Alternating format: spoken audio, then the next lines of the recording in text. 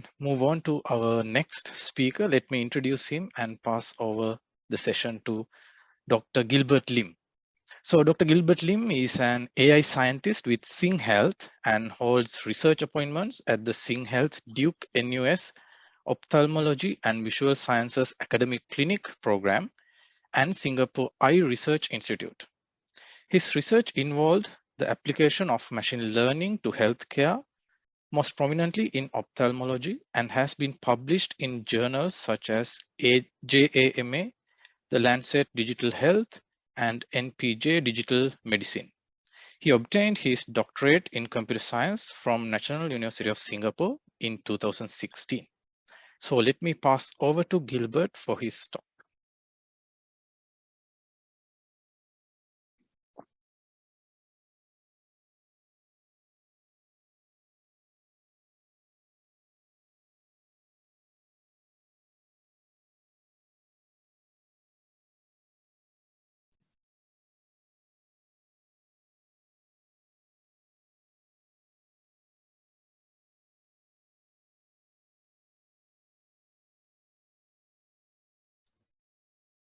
Hello, hi everyone.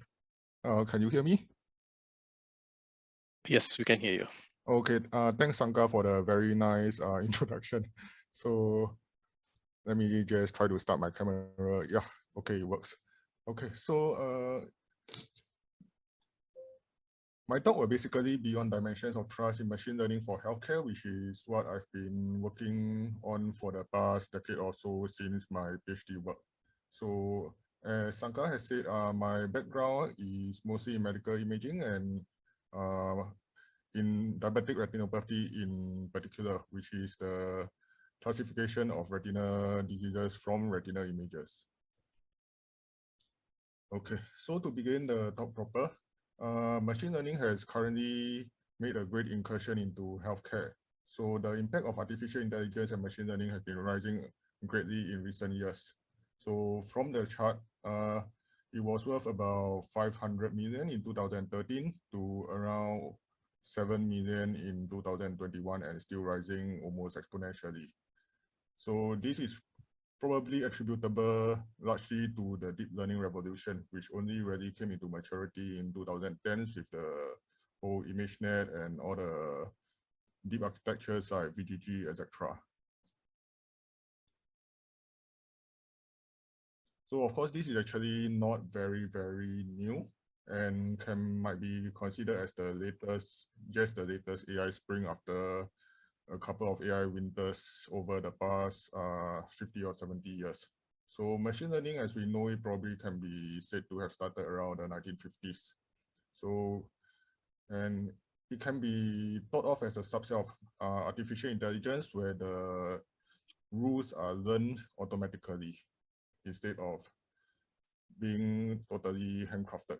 So, however, for much of the early part of the last 70 years from 1950s, it was still expert systems that were doing most of the work in artificial intelligence and not really, strictly speaking, machine learning per se. So for these expert systems, they would have experts, as the name suggests, try to craft rules and input them into databases and also try to add on certain deductive logic so that the system could try to figure out diagnosis on its own given the input. So in medicine, the earliest such expert systems were probably around 1965, Dendro for chemical compound analysis, and perhaps most famously Mycin for bloodborne infectious bacterial diagnosis in 1972. However, this also was right before the first AI winter, where there was much reduced interest in AI due to basically overinflated expectations.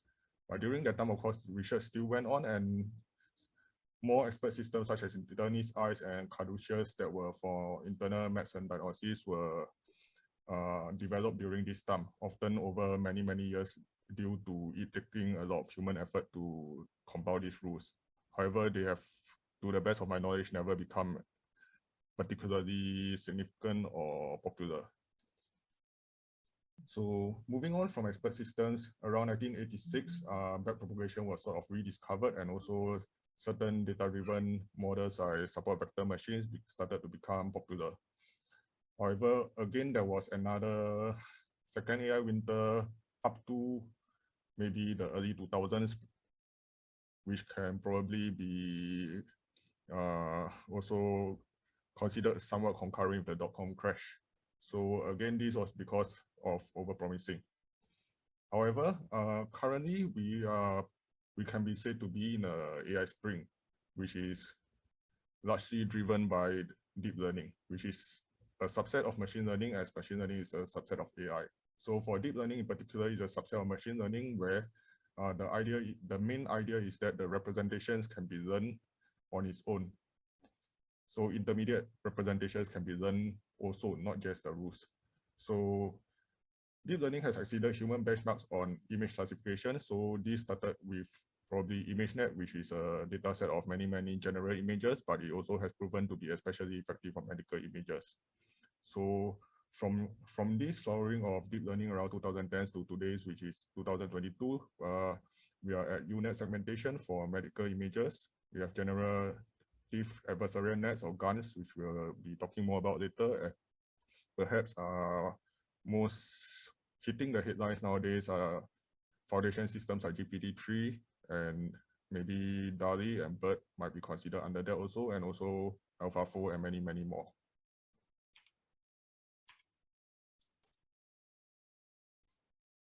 Okay, so as can be seen, the increase in interest is also reflected in publications, starting from almost nothing, a few hundreds in 2005 to over 10,000 exponentially rising today. So these are just a sample of the example news articles relating to machine learning in healthcare that have taken over the past week or so. So for example, for analyzing CT scans, for fighting heart disease, for dental care, for brain imaging, and for radiologists. So all these are just a sampling of example applications that are taken from recent news. So the question, however, still remains whether this is just hype or is it a real thing now. So just to put it into some perspective, although we have seen that AI in healthcare is about a $7 to $10 billion industry currently, if it expands to digital healthcare, which includes things like telemedicine, which is not strictly artificial intelligence and just leveraging digital technologies to help clinicians connect with patients, it goes up tenfold to about 100 billion. Then global healthcare, some estimates have it up to 10 trillion, but of course we can discuss about what this actually includes. Does it include all the pharma altogether? But however, one slices it, it remains that AI in healthcare is just a very, very tiny fraction of the global healthcare industry. So why is this so? This might be a large part due to a lack of trust, which has not helped ML adoption. And this lack of trust can come from the various stakeholders in healthcare. So at the very top, we have healthcare organizations such as health ministries, hospitals, clinics, etc., and probably related industries like insurance. So for them, some of the trust issues with machine learning in healthcare will be examples will be who is responsible for safeguarding this data, which might include the whole national health electronic medical records. And how does this ML system fit into our organizational goals? Does it actually help us to help patients? Or maybe for the more profit-driven, does it actually make financial sense for us to use machine learning?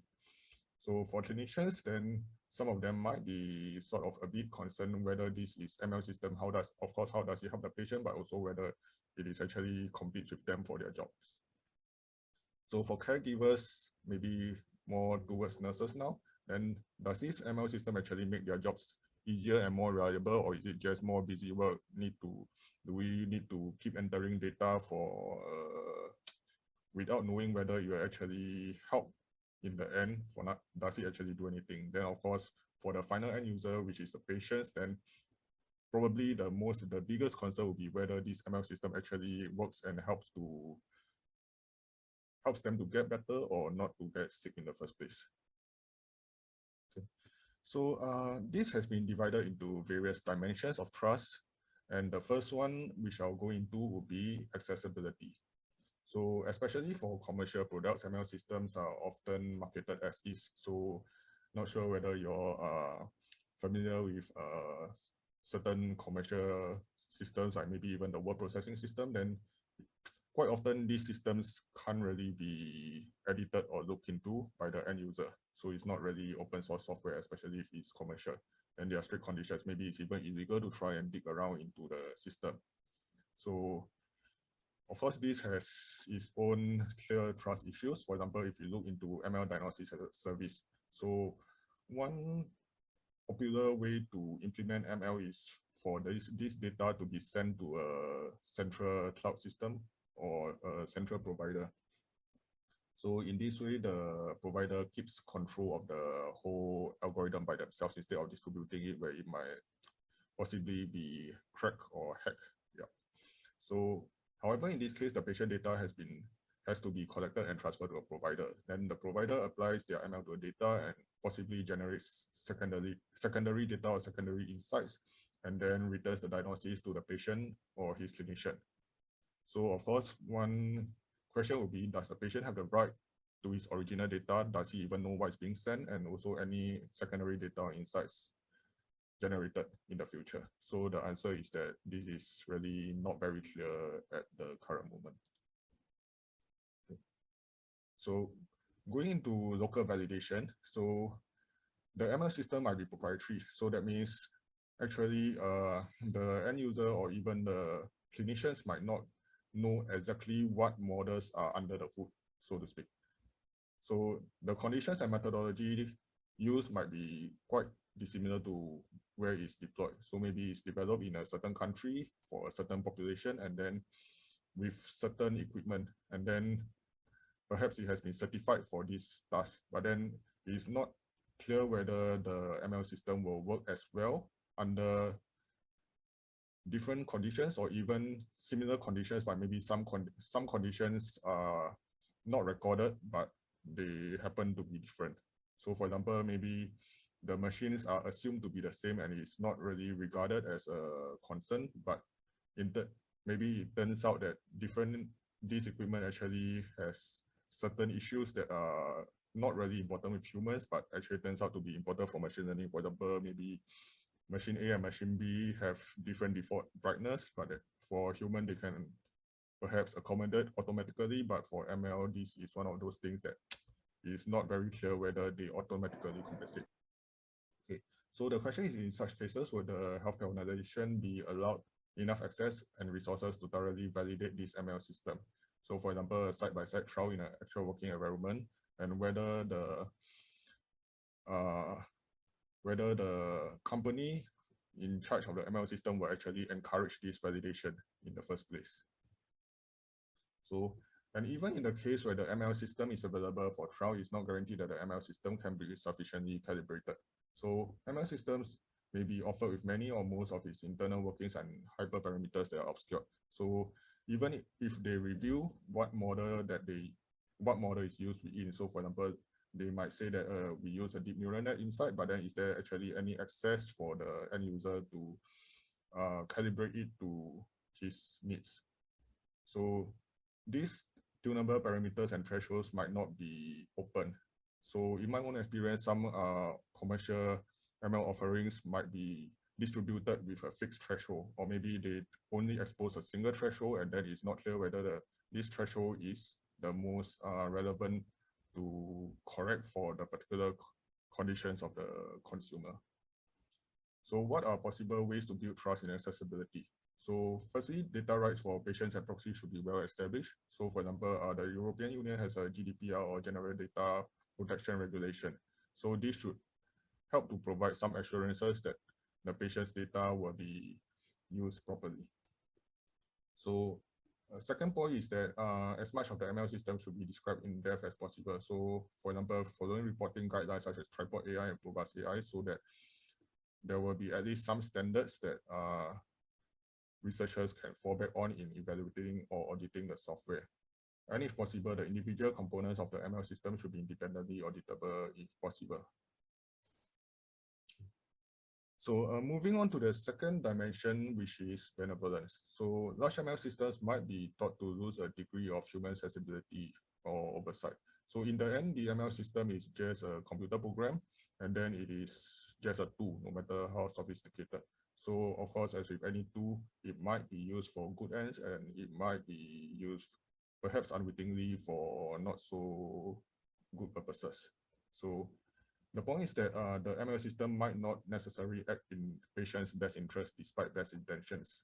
So, and this might actually happen despite the ML system actually being very good in other senses. So maybe in the narrow task or domain that it was actually designed for, it might actually get a very high score and be near perfect, but it might not actually be good for the patient if it is just applied as such, depending on how the output is interpreted. So one quite common way in which ML systems might not work well for patients is in overdiagnosis, but this might also be partly down to the end user themselves. So fully automated ML systems require minimal effort, and as such, it can become quite easy for them to be used by end users. So one might imagine a web service where you upload your own clinical data or some photographs and get a diagnosis back. And these might not even be very expensive. If they are driven by advertising, it might be very cheap or even free.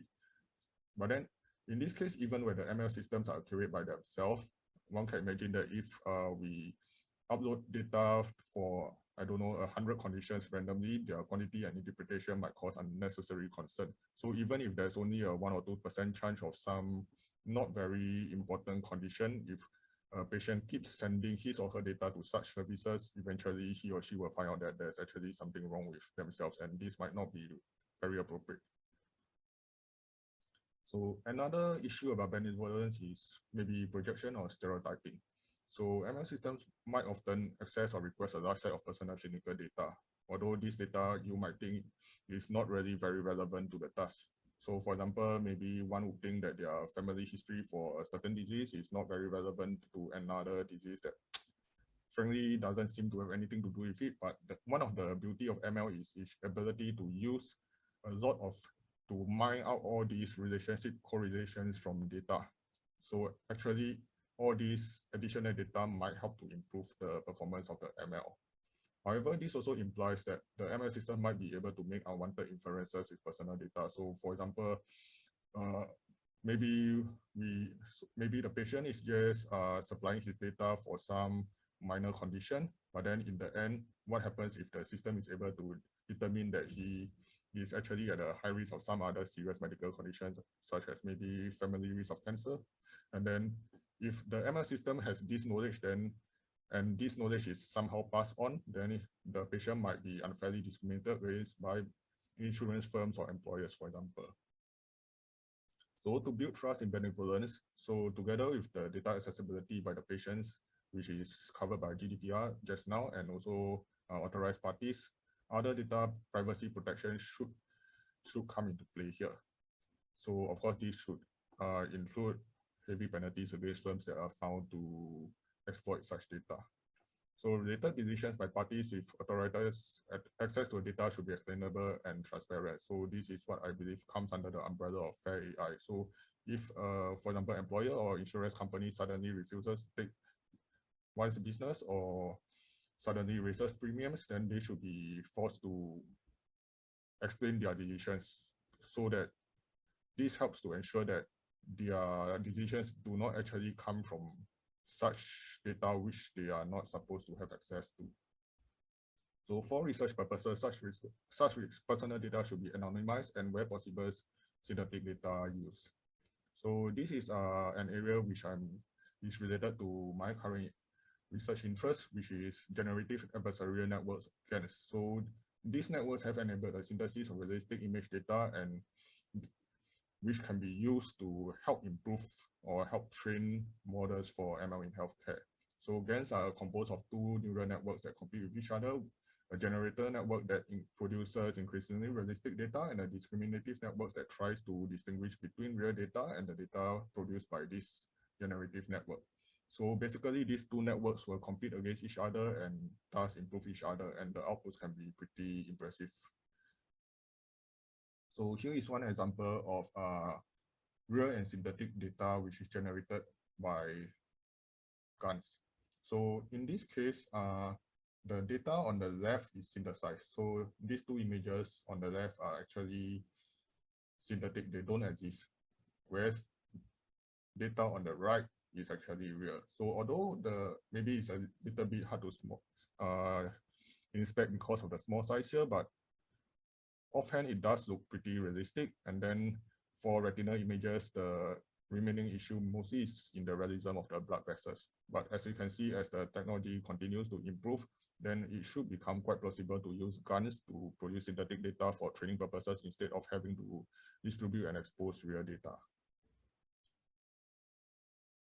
Okay, so we come to a third dimension, which is competency. So one common selling point of recent ML systems is that they produce performance that's comparable to or actually even better than human level performance. So this is one example taken for a health chest X-ray diagnosis system. So the AI has a AUC-ROC curve that is close to perfect, and then various radiologists and general physicians have a clearly inferior performance. Although usually instead of a curve, they might come up with a single point for the individual performance here. So however, despite these reports, it seems like every week or two, there is a new report about new ML system that exceeds human performance. In the end, it turns out that relatively few of these systems have been used in practice. And one of the primary reasons is that such performances as reported in academic publications might not be maintained in practice, as I do have some experience with.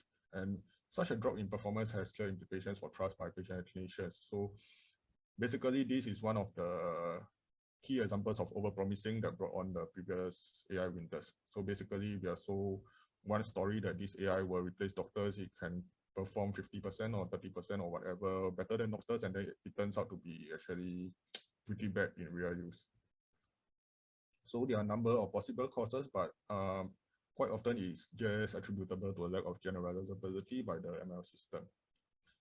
So the first reason is the data source, which has been partly covered just now. So training data might have been obtained from a certain context, and then it has been validated only for that context. So even a simple thing like the brightness of the image has changed slightly, or the view of the image has shifted slightly, and the ML system might not be able to handle it because it has basically never seen these variations before. So another issue is the data quality. So quite often for academic purposes, the training data has been heavily curated. So that means data that is lower quality and not ideal has been removed for training purposes. However, this is often basically not true in practice.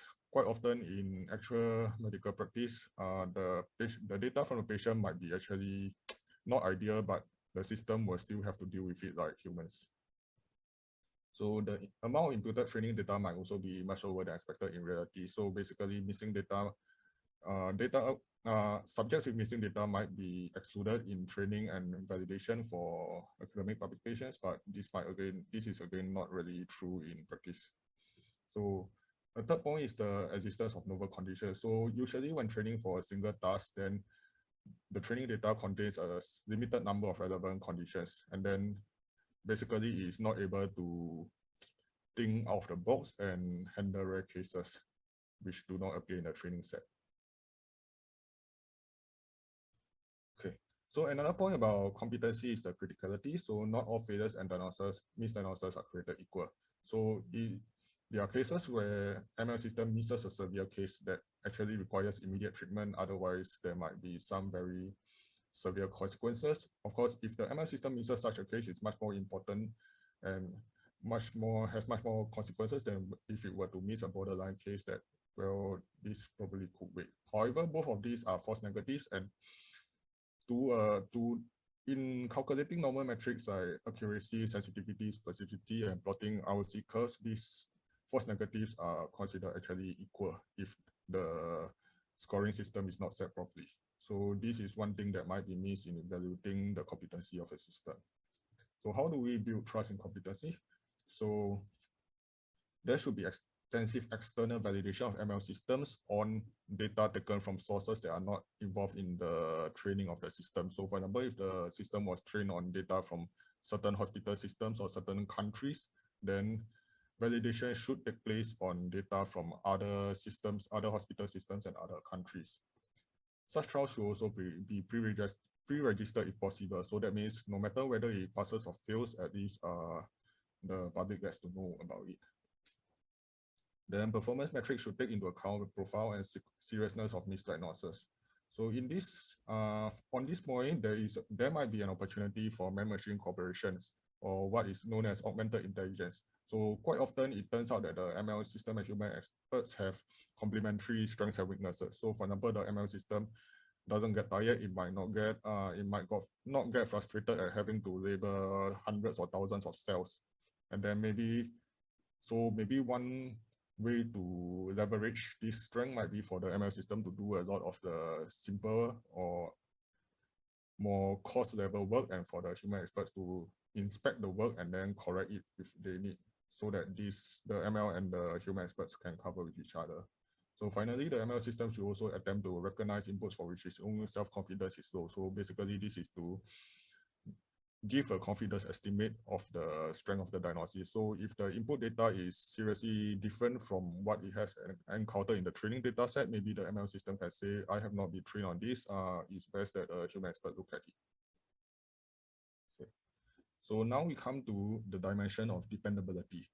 So in theory, one very desirable feature of ML systems compared to humans is that they are perfectly reproducible. So that means if you give the same input data, the same clinical variables, the same medical images to this ML system, it will always give you exactly the same diagnosis. So this is not really true for humans. So this is quite a well-known problem with human graders, where even if you give them the same data, for example,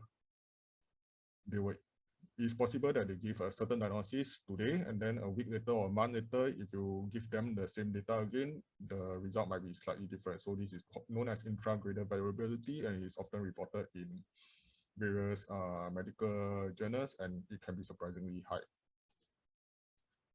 However, this dependability is also related to a certain special weakness of ML systems, which I believe Dr. Melvin has covered just now, and maybe Jay will talk a bit more about later. So as it turns out, ML systems are vulnerable in a different and unexpected manner compared to humans. So in particular, for images, it's possible for visually imperceptible changes. That means if you look at this image and altered version of the image, visually, one basically cannot tell a difference. However, this imperceptible difference has the potential to cause large changes in the output to the point of changing the whole predicted class or diagnosis of the input. So of course, these are known as adversarial attacks, and although they are probably most explored and demonstrated in image data, but in principle, it is also applicable to various numerical inputs, since they are a feature of deep networks and related architectures. So this is one example where the original image is of a sort of mole, and then the adversarial noise is actually, it looks like just random noise, but it's actually calculated by some attack technique. But then it is actually weighted very low, so that when they are multiplied together, it is totally imperceptible in the image. However, the model confidence, the whole diagnosis of the model has changed from Benning to McLaren just from this. So one does not actually always have to even add noise. Sometimes rotating the image might be sufficient. Then for non-image data, for text, the change of a few words might be enough to switch the whole diagnosis, but of course, I think this is more easily understood and more obvious. So there are many actors have the different motivations to perform such attacks. So for example, insurance firms, if they are not totally honest, they might try to attack to avoid having claims made against them. And then hospital clinics, if again, one possible motivation might be to increase claims and business. Then for the competitors of the ML system firms, it might be used to discredit rival firms. For patients, it might be used to avoid unemployment and other consequences for health conditions or to become eligible for disability in the other direction. And of course, for nation-state actors, then this might be part of cyber warfare. So such adversarial attacks are not limited to manipulating the inputs for the deployed ML systems. So there is potential for seeding adversarial data in the public domain to preemptively affect training data, especially since a lot of the training data sets for medical courses are actually public, because I mean it's supposed to be for the benefit of mankind in the first place. So a lot of the most reputable data sets are quite public, but then it is in theory possible to distribute a version that has been poisoned or manipulated, so that when a model is trained using such manipulated data, and then this might lead to backdoors in the trained ML system. So for example, one might try to include imperceptible pattern of inputs in the images, which causes the ML system to often unlock a desired output when this pattern is exploited in new input. So how do we build trust in dependability? So the most obvious approach is to incorporate defenses for adversarial attacks as much as possible. So for example, adversarial training, where the ML system is also trained with adversarial examples right from the beginning. So other techniques such as randomization for inputs and projection of inputs to generative models, and then only training on the generated images might be used. So of course, defenses that do not try to clean the data, but just try to detect the manipulated data via statistical means can also be used. So training process, if federated or shared among different nodes, should be secure, and provenance and reliability of the training data known. And one option that might be used to audit might be blockchains for such federated learning. So moving on to explainability. So this is perhaps the most important dimension. So the primary reason that ML systems are not fully trusted is that they are black boxes. So although they might be very competent, but in the end, they might not. It's just a black box. So basically, users do not know the logic that goes behind all the decisions. So this is a relatively recent concern actually, since old-fashioned AI such as expert systems are largely interpretable by design. So that means whenever an expert system gives a certain diagnosis, in theory, all the rules are human readable, the logic is known. So if there's any imperfection in the assumptions or in the logic, at least in theory, it can be audited by a sufficiently trained expert. However, this is also because such expert systems are comparatively simple and have handcrafted rules, whereas much of modern ML and DL involves automated discovery of many rules, which are complicated and abstract, and basically is not really possible for humans to look through of them. So there are various classes of ML systems. So the most transparent class are the expert systems that we have mentioned. These are considered under ML if the rules can be learned automatically. So decision trees and more statistical models like regression models will also come under transparent models. So for model agnostic interpretable models, then we have things like sharp line and saliency heat maps. So if we perform it using occlusion analysis from varying inputs, and then for model-specific interpretability, this usually applies to deep learning architecture specifically. So then we have things like attention and layer-wise relevance propagation, which apply only specifically to a particular type of architecture. So for heat maps, saliency heat maps are probably the most natural way to visualize the regions within the input image that contribute the most to the classification. So these are generally produced by assessing how changes in the input pixels or the whole input image affect the output. So this might be by propagating activation differences, calculating gradient of output to input features, by slowly changing the input or occlusion of larger input regions, etc. And different methods may give different estimates.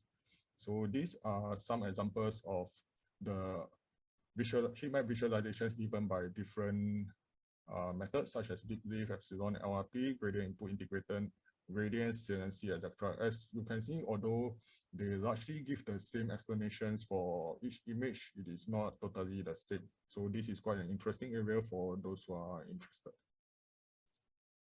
Okay. Then for counterfactuals, this explicitly aims to state what has to be minimally changed for an input for some output to occur. So this is connected to adversarial attacks and perturbations. So the idea is to find where adversarial attacks, the idea is to find a minimal change to produce the maximum change in the output. So counterfactuals are model agnostic in the sense that they can be queried without knowledge in the internal workings of the ML system and can be expressed through a distance metric. So yeah, so this is probably the most relevant to adversarial attacks. However, in practice, these counterfactuals may remain complicated to understand because they are not unique in general. So there might be many potential counterfactuals that result in a certain result. Okay. So one issue with explainability is disentanglement, where there are some limitations about the training data. So for example, one issue that I have some personal experience is where two or more variables in the training data are highly correlated. So let's say that we have a data set, but then half of the data set is old and male, and half of the data set happens to be young and female. So we might train an ML model to predict, let's say, age. That means whether the image represents an old or young person from some cell data, for example, and then it performs well to a very high accuracy. However, given the limitation of this training data, it's unclear whether the training data is not predicting, let's say, male or female instead. So without suitable data, such as young male and old female examples, it's difficult to be sure about what the ML model or ML system has actually learned.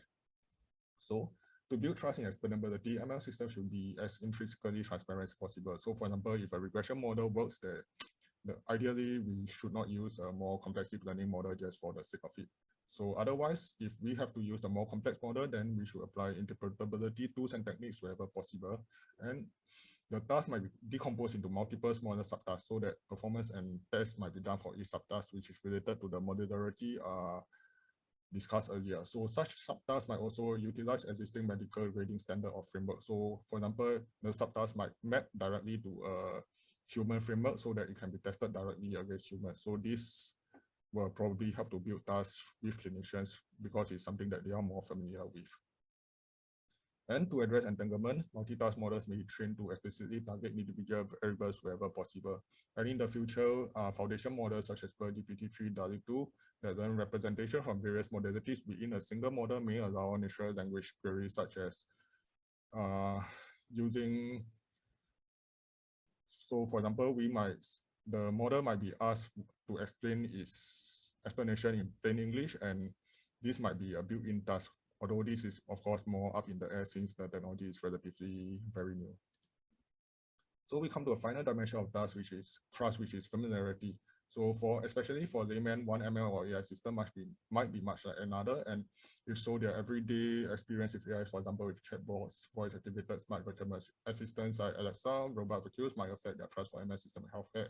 So in this case, it might be expected that younger generations will be more trusting of AI in general due to their greater exposure, and it seems that this is indeed the case from a KPMG survey. So as individuals become more and more exposed to AI in their daily life, baseline trust should increase. And there seems to be a general desire to learn more about AI and ML, at least in more developed countries. However, there's also a belief that AI and ML impact on society is not very certain. So this indicates a need or demand for AI literacy programs. And to close, just a fast remark on whether trust is always desirable. And the conclusion so far is that unconditionally maximizing user trust in healthcare ML might not be advisable. So the idea is to pursue an optimal level of trust where both the human stakeholders and the ML system and its developers maintain a healthy level of skepticism about each other's ability so that they do not believe that the other party is perfect. So this will hopefully allow the systems to avoid making critical misjudgments due to overconfidence and also avoid inflated expectations. Thank you.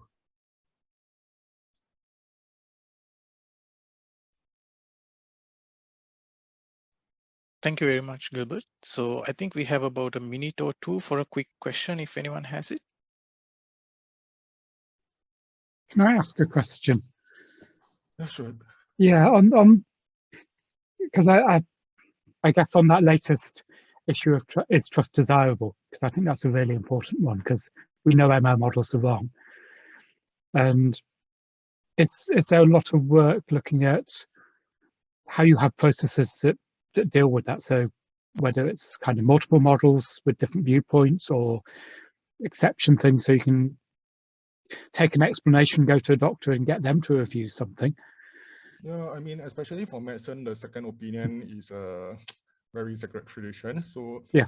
as for different opinions, in ML, I guess these will be known most as ensemble models. Mm, So yeah. I think there's also something called, I forget the exact phrase now, but I think it's something called a consensus of experts or something like that. Yeah. So basically the idea is that you develop different independent models and have them sort of vote on the outcome. And if any of them are very different diagnoses, then maybe there's something in this case that might be looked at. Yeah, that would be good. Yeah. Yes. Hi, I have one question. Like,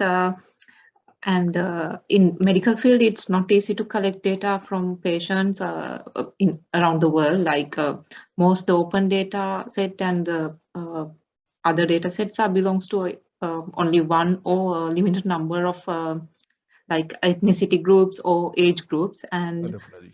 so the generalizability of the model is our models are questionable still, and especially in rare disease detection models, there are limited number of samples and features we have. So I would like to know about your thoughts in that area, because it's not when we are applying it in a real world, it's yeah, definitely. question. It's one of the biggest, this generalizability is one of the biggest practical obstacles to actually developing usable ML systems in healthcare, in my experience.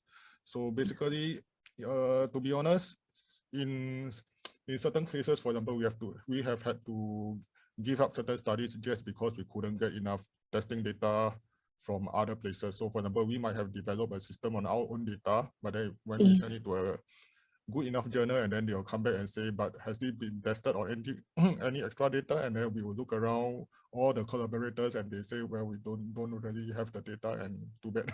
So we are trying to address this in various ways. So one way is to try to use the synthetic data to try and generate additional data, but this is really a work in progress. Yeah. Okay. Yeah. Thank you. Thank you. Okay. Thank you, everyone.